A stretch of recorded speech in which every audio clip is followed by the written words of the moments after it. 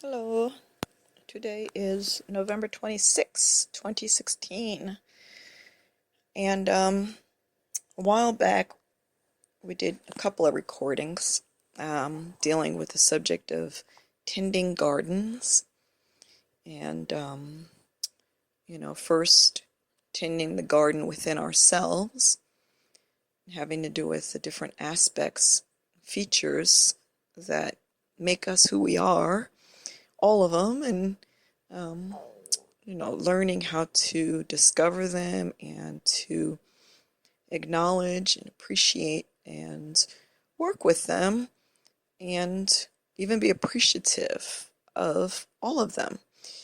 And the second part dealt with, how once we've, learned how to do that, then we'll be able to tend gardens.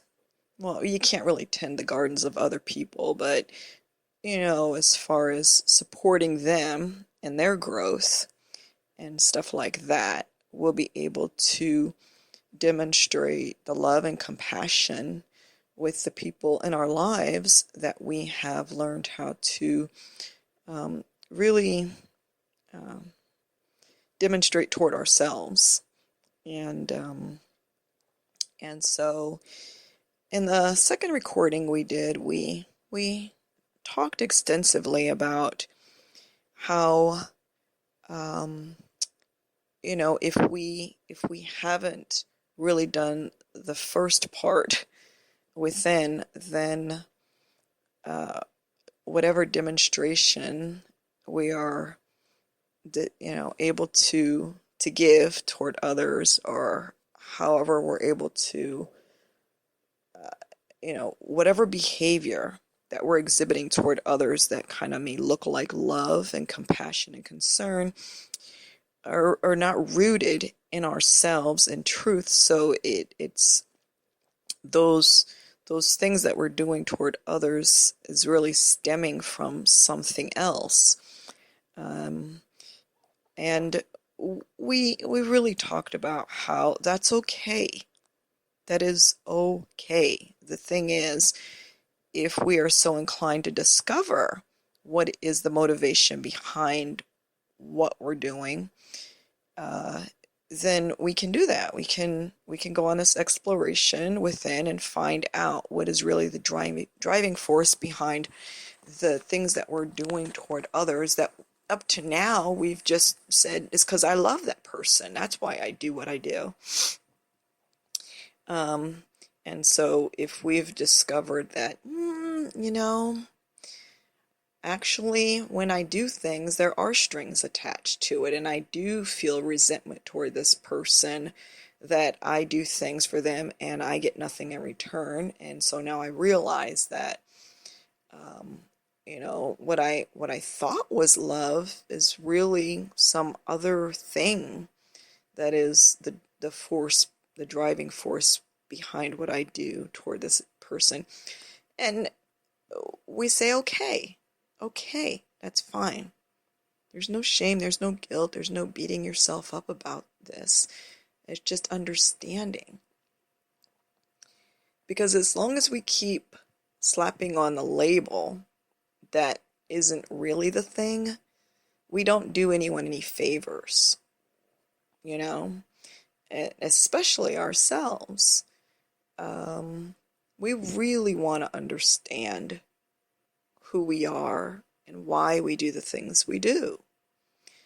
If for no other reason, just to understand ourselves, because while it's very important, the relationships that we have with others, friends and family, and those relationships are important to us, but the most important relationship is the relationship you have with yourself. Okay?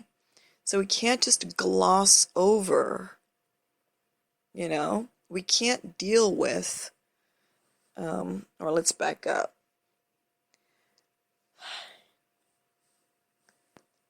We really want to give the relationship that we have with ourselves priority. And of course, that sounds selfish. I'm like, why do I have to come first? Because if you don't come first, everything you do is going to be based on something else. It's not going to be based on love because you didn't establish that loving foundation within. You see, so it's not selfish. You understand that you cannot give what you don't have. That makes sense, right? We always say you can't get apples from an orange tree. Vice versa.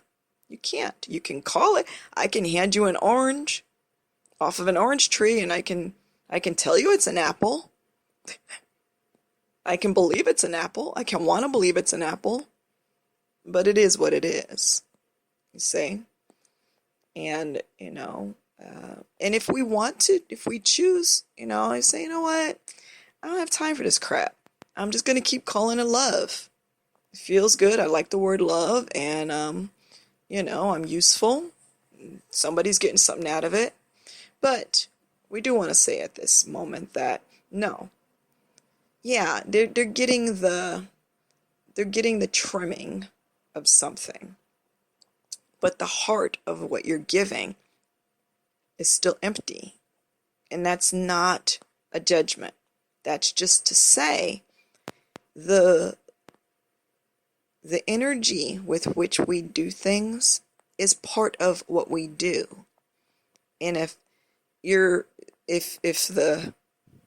the life, the force, the drive behind what you're giving or what you're doing for other people is not love, then it's empty. That's just the truth. And what will happen, though, is it'll show itself.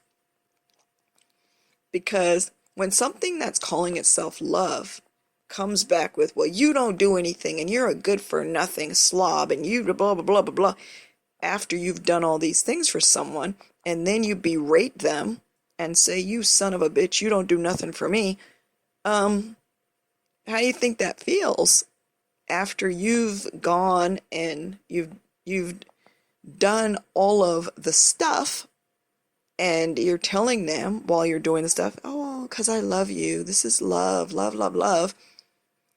But then you turn around and you kick them in the face with a cutting remark about what they're not doing back for you as payback. That doesn't feel good, and it shouldn't feel good because they were duped then. They really thought that the drive for what you were doing for them was love. But it unmasks itself because love doesn't ask for stuff right. It doesn't have conditions, and it does not humiliate or put down other people or berate them and make them feel like less because they're not giving you something back. Love doesn't ask for anything back. And if you're asking for something back, then that it is what it is. That's it. And what'll happen is the other person is going to suffer a feeling of betrayal. Because especially if you want to stay in that cycle where because now there's some other thing happening. But something, you're getting a payoff by serving this other person or doing things for this other. There's something that even if you're not getting the payoff, and it's in all of the payoff that you think you deserve for what you're doing, there's still some payoff. Otherwise, you wouldn't be doing it. Okay? And so you'll keep that cycle going of continuing to do things for this person.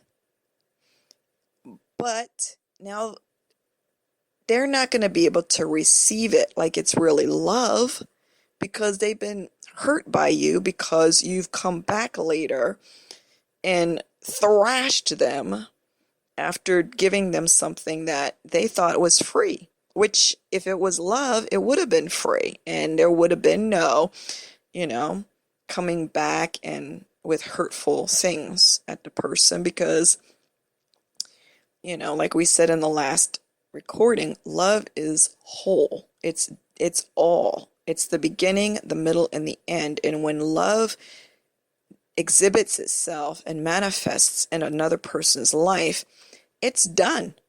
It is done. It's accomplished. And it's not standing there waiting for, what it's going to get back. It doesn't. It's already finished. It's complete. It's fine. It's perfect. And the person is going to realize that underneath it all, you don't really love them. And there may be some confusion because they see you exhibiting behavior that kind of mimics something that seems like it should be good, but they also know that it's also got a lot of other shit mixed in with it. A lot of, there's conditions and, guilt trips if they don't follow through with something for you now, since you did something for them. And so that's actually not a nice situation. And that's not to make anyone feel bad. And I wouldn't even be able to speak on it if I didn't know it from experience. So there's this not a judgment, but it's just saying, let's look at this thing for what it really, really is. And the effect that it has on the person at the receiving end is actually damaging to them. And not in the whole overall scheme of everything, but in this life, in this experience, it's damaging and it's hurtful and it causes them suffering and confusion because whatever it is that you're doing is not really the thing that they've been led to believe that it was. And so now there is more, that brings even fear into it now, because now, it's saying it's one thing, but it's not that thing, and yada, yada, yada. And we don't want to do that to people. We don't want to, be causing damage to other people. So that's the thing. Again, it's not about feeling bad about it. It's about discovering that's what this is and that's what it does. So, we got that point. So now what? Okay, fine. Yes, I have been doing this thing. Now what? Now what is that you just sit with that for now. You sit with that, because now once you are able to discover something like this, that discovery is already going to set something else in motion. You don't have to do. The problem is you've already been doing. You see? You don't do anything now. Not yet. Just understand. And what's going to happen is you're going to move to a place of being an observer of your own behavior. We touched on this in another recording too. Can't remember which one it was though, but in the acceptance and the understanding of what is, there is a shift.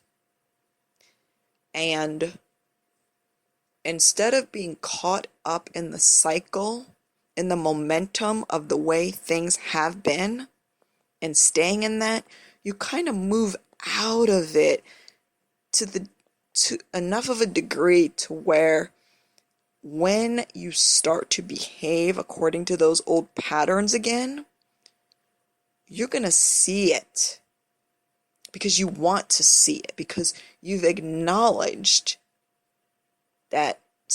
you've acknowledged what is. And when you do that, what is, it just changes. It will change. And so you don't have to go in there and try to maneuver some other way of being. You don't want to do that. Okay? But that's just kind of a follow-up to those other recordings on tending gardens. And we're going to just call this one Tending Gardens as well, just because it's part of that whatever series or whatever. But Now we're getting down to, we're going back again toward tending our own garden, okay? Because what we've discovered is that there is some parchness going on within ourselves. There are some things that are not happening inside. See? But that's going to be another part, okay? Because just like, in life unfolds, and we don't want to bombard ourselves. Okay, so this and this and this. So now what? Now what? Now what? Now what? No. No. You just be in this newness of understanding now. You've stepped back and say, okay, I'm going to step back then. I see it now. I see it. I didn't see it before. Maybe I didn't want to see it, but now I do want to see it. And that's it. And then we'll do a fourth part, probably just dealing with some practical ways of tending our garden.